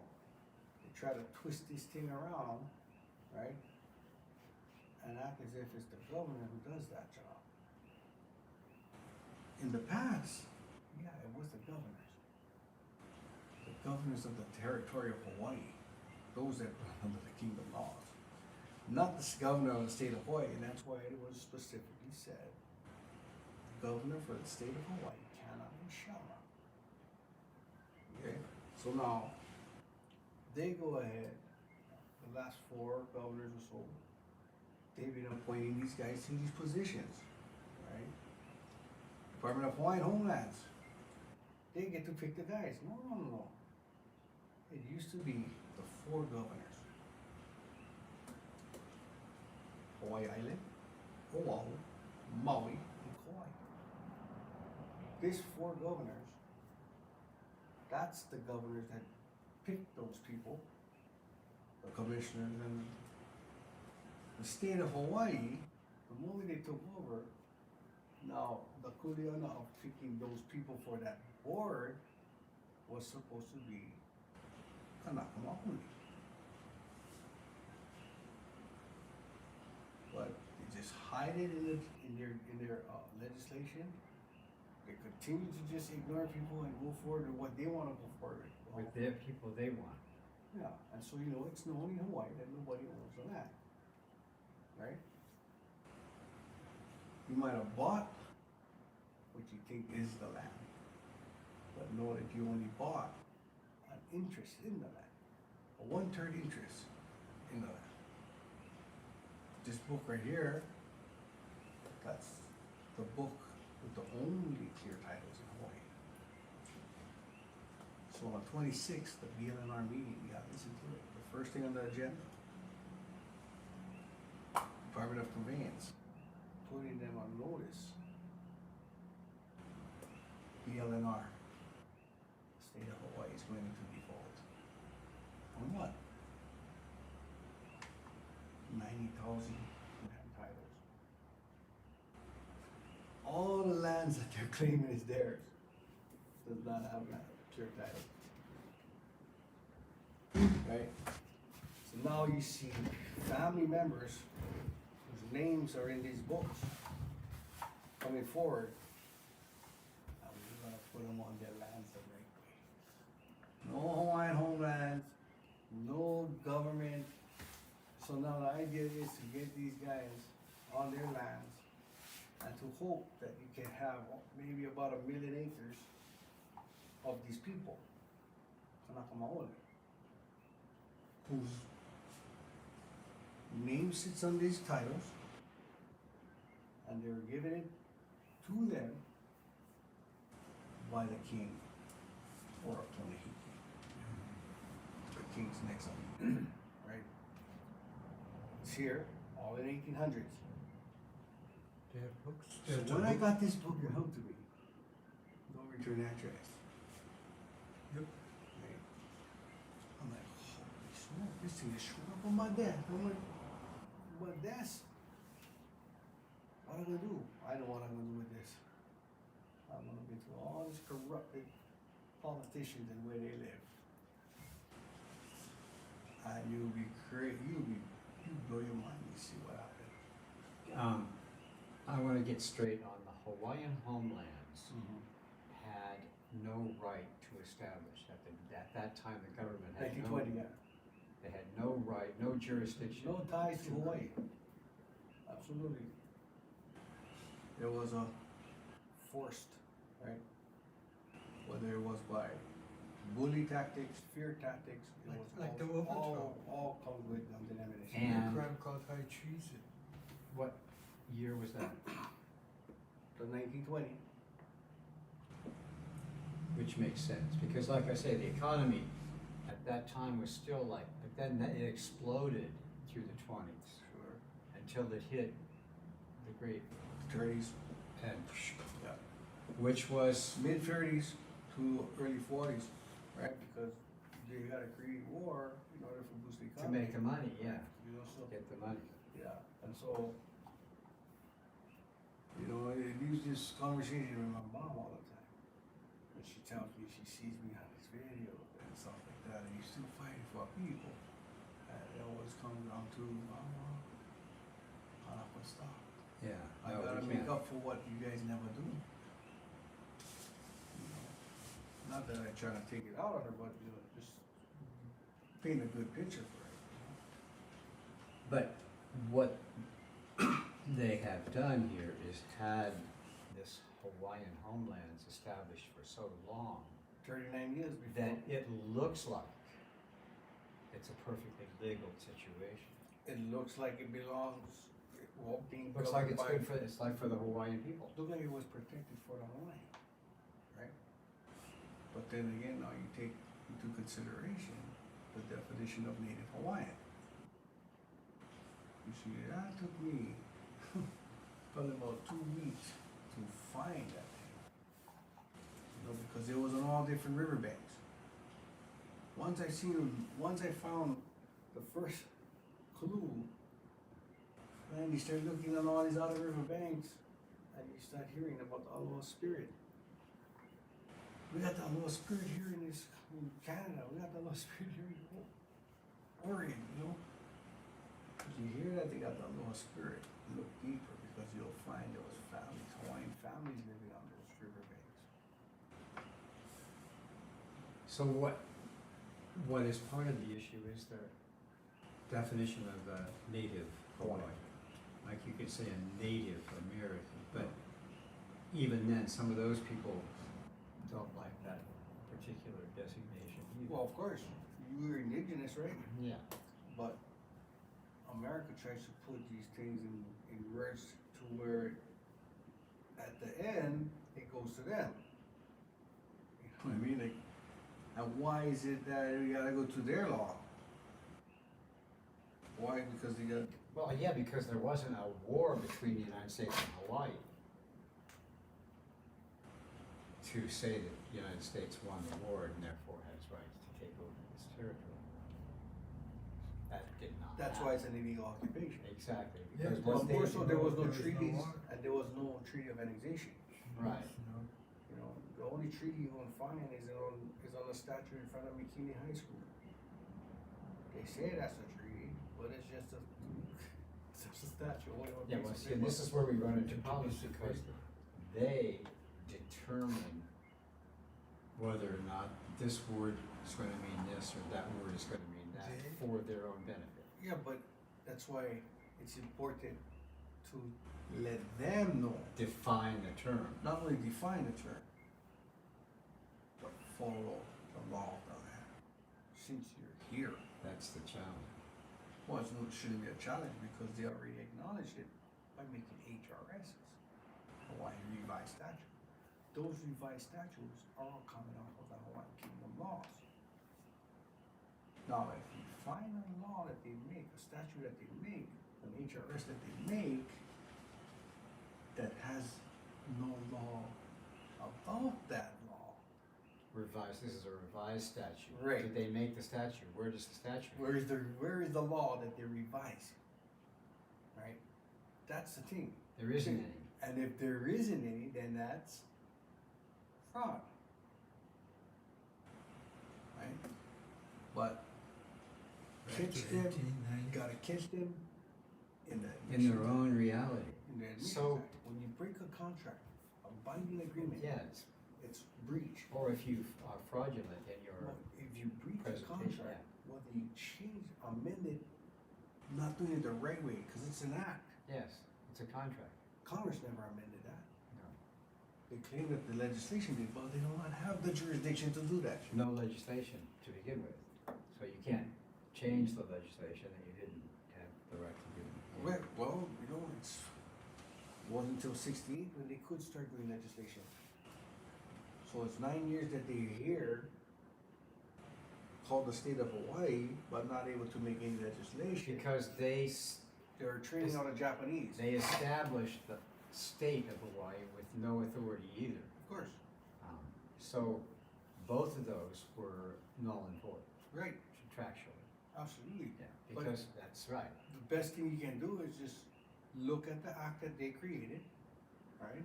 And they convinced everybody that this is what happened. And let them know that we know, whether or not the state legislature know this or not, There you go.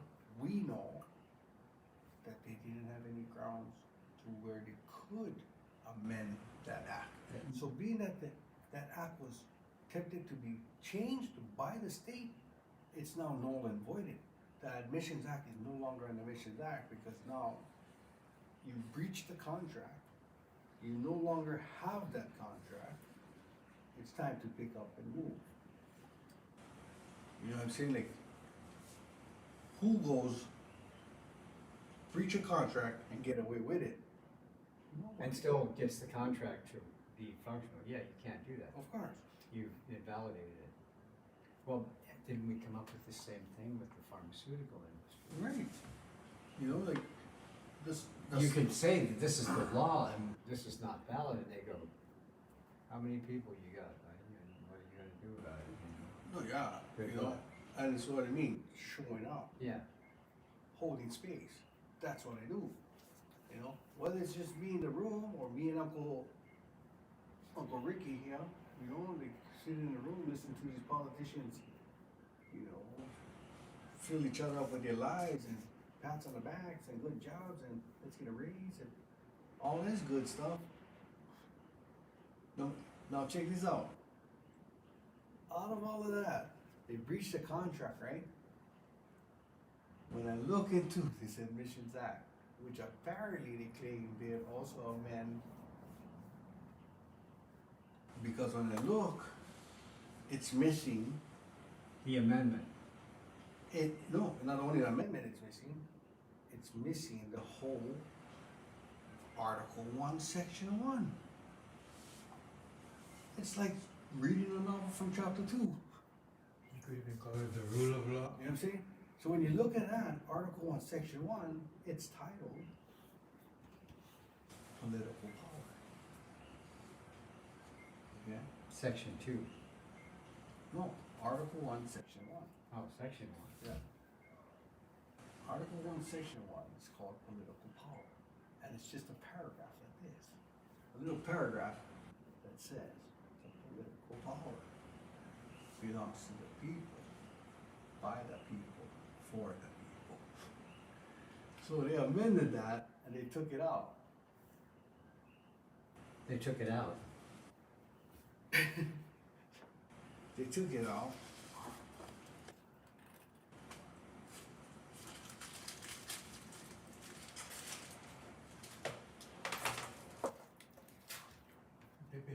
writing that Bible for how long?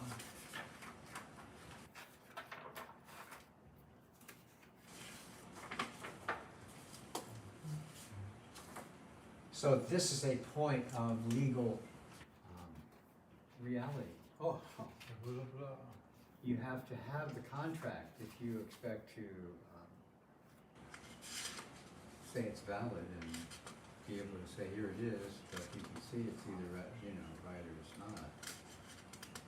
And you have so gone now, through. now they try to claim that they wanted to do it with the Organic Act. But the Organic Act never named Hawaii. Right? Who passed this? Yeah. So then they go to the Admissions Act. I want to show you what this stuff is heavy to. But I want to show you just how they made it look.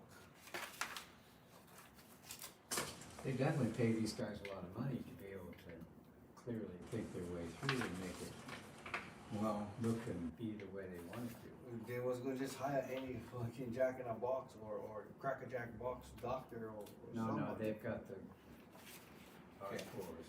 So, this is the Admissions Act.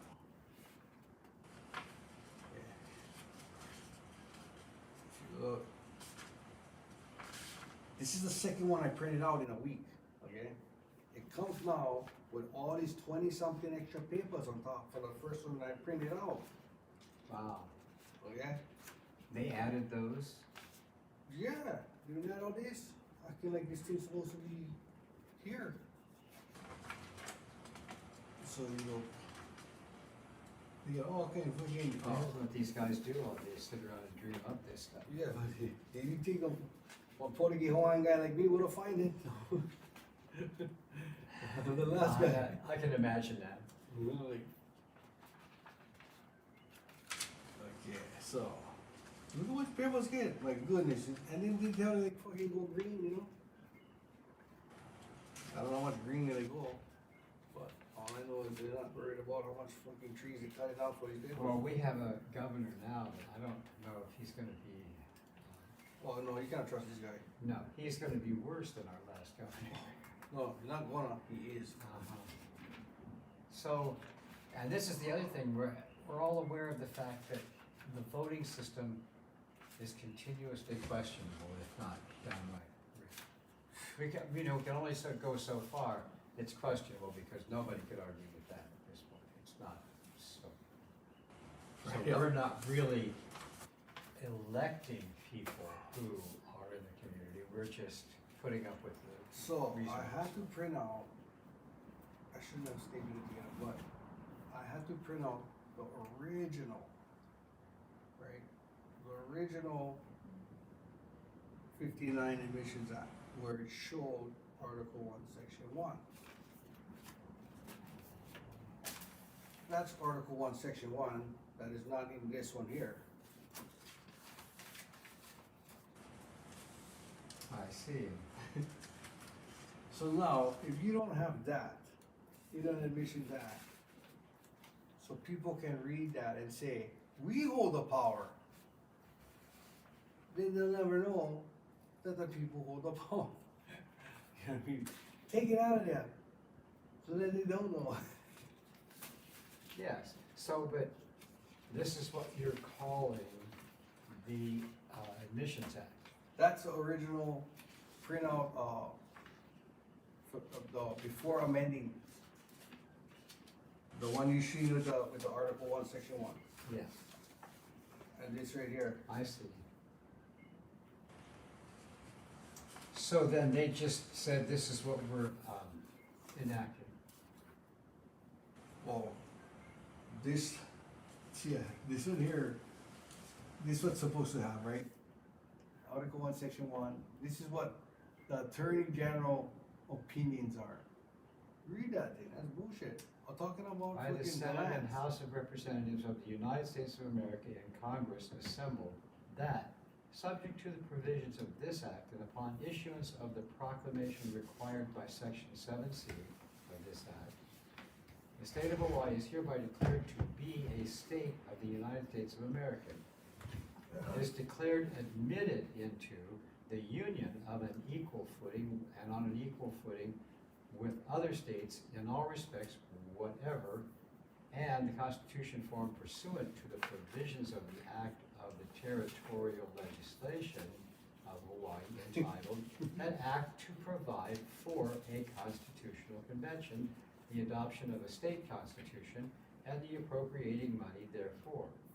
Approved May 20, 1949, Act 334, Session Laws of Hawaii, and adopted by a vote of the people of Hawaii in the election held on November 7, 1950, and hereby found to be Republican in form and in conformity with the Constitution of the United States and the principles of the Declaration of Independence, and is hereby accepted. So that vote that they're talking about, right? We have our receipts for it. And that receipt is called the Ku'e petition. Okay, 1950. Now, they're saying the vote went out in 1950. That vote that they're talking about, that's where America decided to allow the other 48 states to be able to vote for them to be here. Not the people of Hawaii. It was it's the United States and their 48 countries. The other 48, Right? yeah. Allowed those peoples in those states to vote for them to remain here. Isn't that crazy? They got the vote from Hawaii. Right. It's called the Ku'e petition. Oh, because they talked to everybody. And at that time, with the number and all the signatures that they have on that, that signature speaks for over 90% of Hawaii. Wow. Because it was so high, they then felt that they're gonna make another vote, but for people in America. And so that made it look as if Hawaii wanted statehood. You see, so my friend to me, what the fuck happened to you, man? You know, like, who the fuck are you, man? I never seen you in fucking history class. I said, yeah, I was cutting class. I was at auto mechanics. You know, but Later on, it worked out better for me because now I understand more of what happened. Because they'd have given you a different line. You know, so other than that, but yeah, we can do this again tomorrow night, and you know, whatever after you're done with your meeting, you know, you bring a couple guys over to add to this. What time you going to? What I'm gonna do afterwards? 10 o'clock, till sometime in the afternoon. What I'm gonna do is This is really interesting stuff because what you're talking about here is but of course, even Clinton apologized for the improper overthrow of the